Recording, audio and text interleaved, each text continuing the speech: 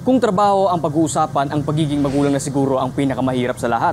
Sa rami ng problemang pinagdadaanan nito, di pa rin nawawala ang pag-uunawa, pagpapasensya at pagmamahal sa kanilang mga anak. Pero, paano kaya kung ang mga anak ay may espesyal na pangangailangan pa dahil sa pagkakaroon ng developmental disability tulad ng Autism Spectrum Disorder o ASD? Ayon sa datos ng Autism Society of the Philippines noong 2017, isa sa bawat 500 Pilipino ang may autism. Hindi lang ang taong may autism ang maraming pangangailangan, pati na rin ang kanilang pamilya. Ngunit sapat ba ang kakayahan ng ating bansa upang matugunan ang mga pangangailangan patungkol dito? Gaano nga ba kahirap ang sitwasyon sa pangangalaga kung walang anumang suportang nakukuha? 3 buwan pa lang ang anak ni Emily na si Potpot ay nakumpirma na may autism ito. Sa hirap ng buhay at problema sa pinansyal, gaano nga ba kahirap ang mag-alaga ng may kapansanan?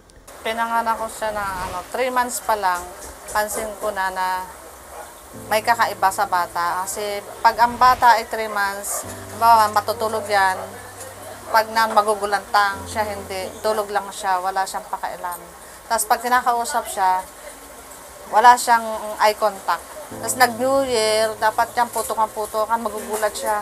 Wala rin, kaya papansin na namin, may iba. Tapos nag-aaral siya, 3 years old. Nakasalan pa kami sa pinag-ano ko na siya sa school, kasi dyan sa St. Francis. Nakaupo kami ng teacher, nakalalay ako, pati ako pagod. Marami pinagdaanan ako talaga kay Gisrel. Pa-therapy dito, kung ako saan may sinasabi, dadalhin ko doon si Gisrel. Lahat talaga yan, ginawa ko sa anak ko.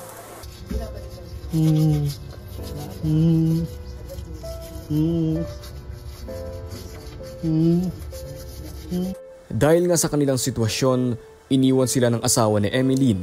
Wala na rin pang therapy, kaya nasasaktan ni Potpot ang mga kasama niya sa bahay. Iniwan ko si Gisrel 2016 dahil sa, yun nga yung pangyari na malis na rin yung papa niya. Niwanan ko siyang tayo-tawanan para makapagtrabaho ako. Inaral-aral ko siya kung paano siya iwan. Siyempre yung una, takot na takot ako. Nasa trabaho ko, aligaga yung isip ko, baka ko anong ginagawa. Hanggang nasanay na rin ako kasi kailangan ko magtrabaho, kailangan ko mapakain siya, kailangan ko kumayod para sa amin. May isang beses na nangyari, nasa trabaho ako sa Cubao na si Maika tumawag sa akin na tumatawag, umiiyak. Sabi ko, umalis ka dyan kasi hindi nga ako kampante na nandiyan sa loob ng bahay. At least kung wala siya, di ba, yung kung ano mangyari, hindi siya masasaktan. Tapos yung sabi niya, ma, bilisan mo. Sabi ko, bakit ano ba nangyari? Sabi ko, di nagligpit na ako umuwi. No? Kaligaga hanggang sa, nabasa ko yung text ni Maika, umuwi ka, dinugoan na ako dito ni Boy. Anong dinuguan? Talagang hindi na ako mapakali. Hanggang kumuha ako ng taxi. Pagdating ko doon, nakapadlak ang pinto sa mga labas. Yung pala, sinuntok siya dito sa ngosod dugo. Maraming beses, nasasaktan din ako, nasusuntok ako, inuuntog ako, tinutulak ako. Talagang, minsan naisip ko talaga, parang pag-isip ako ng hindi maganda kasi parang sarili ko, parang nagsisilbi ako, parang naawa na ako sa sarili ko. Sabi ko, sino bang, minsan, gaano ka sa Panginoon, Lord, sino bang makakatulong sa akin? Ikaw ang nagbigay ng buhay sa anak ko. Ikaw ang may karapatan na. Kasi yung pananakit, parang natotrauma na rin ako sa kanya. Kaya, inano ko siyang iwan. And doon sa pag-iwan ko na yung kay Gisrel, natuturo siyang sa sarili niya, maghugas ng pinggan, magluto, bumili ng pagkain niya, basta't may pera siya. Basta't natuturo siya sa sarili niya. Siyempre, kailangan niya matuto sa sarili niya. Hindi naman habang panahon, talaga magkasama kami.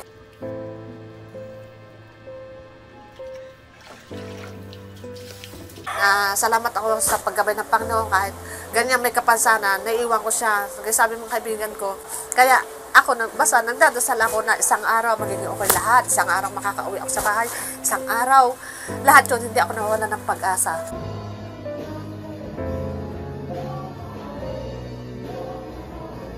Hating gabi, sinisilip ko sa bahay. Madaling araw, sinisilip ko siya.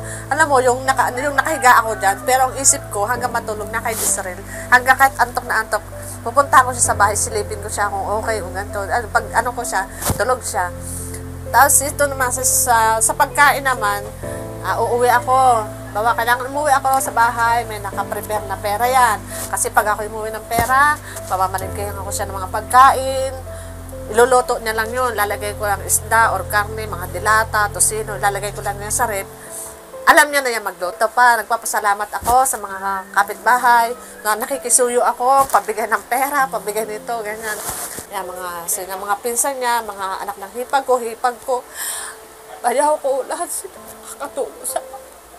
Kasi yung pagyakap ng pagmamahal sa akin ng hipag ko, ni Ate Dory, Mama ni Pia, nasa puso ko yan. Autism is a social communication disorder. So it is characterized by impairments in social communication. So kaya usually the first symptom is language delay kasi they have difficulties with communicating. Aside from the impairment in social communication, they also present with impairments in repetitive stereotypic behavior. We always emphasize that the peak period of brain development is the first 1,000 years of life. So kung hintayin mo pa yung 3 years old, natapos mo na yung peak of brain development. So kahit mas maganda na yung maging proactive. So kahit konting symptom na hindi lang masyado nagsasalita or hindi masyado namamansin, it's best to seek consult at once. Si Josephine na dating nurse, iniwan ang trabaho para alagaan ang kanyang anak na si Jody na may autism din. Hindi umano biro ang gastos para matugunan ang pangangailangan ng kanyang anak. Yan, ganyan siya pag ayaw niya. Sumasagot. Actually, hindi na ako talaga nag-work. Napaka-unfair naman para hindi ko siya alagaan, tapos nag-aalaga ako ng iba. Puspusan pa rin ako mag-therapy sa kanya. After therapy sa school, therapy pa rin sa bahay. Bukod sa severe global delay, meron pa siyang ASD. Since 1.5 until 2019, nag-therapy siya. Nung nagka-COVID lang, nag-stop ako. Sana makalibre sila ng therapy o kaya hindi masyadong mahal ang singil. Kasi sa private, yung last na payment ko, 650 to 700 per 1 hour.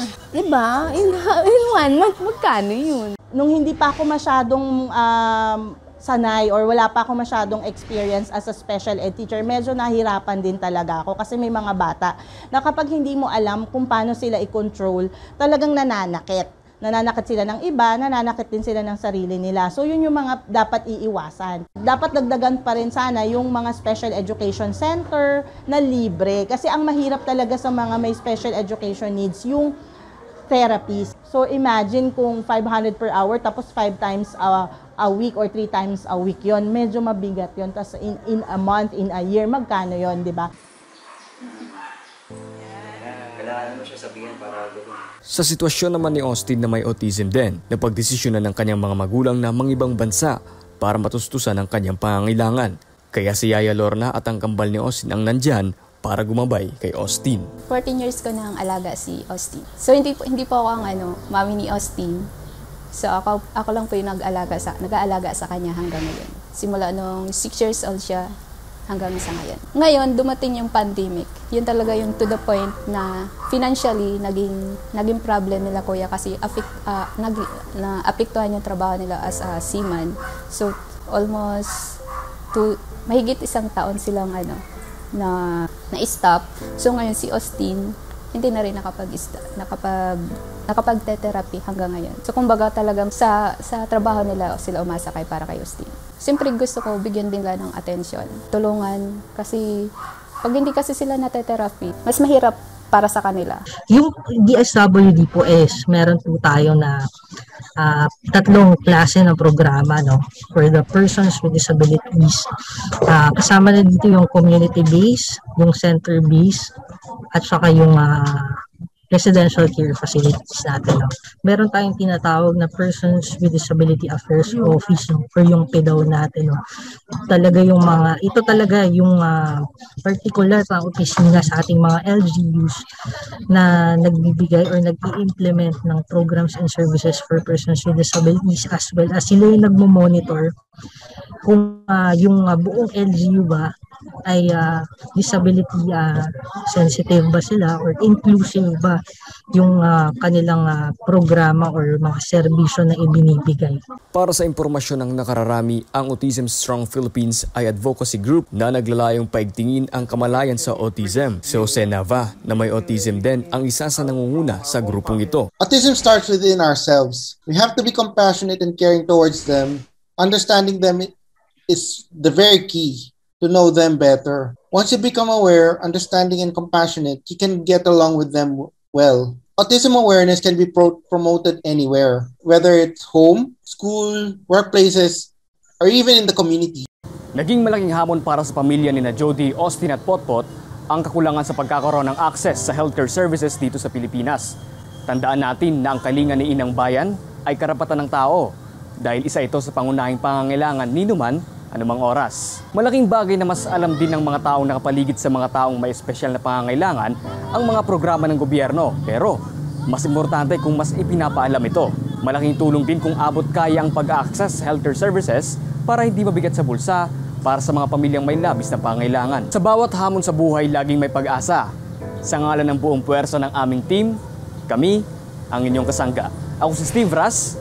Magandang araw.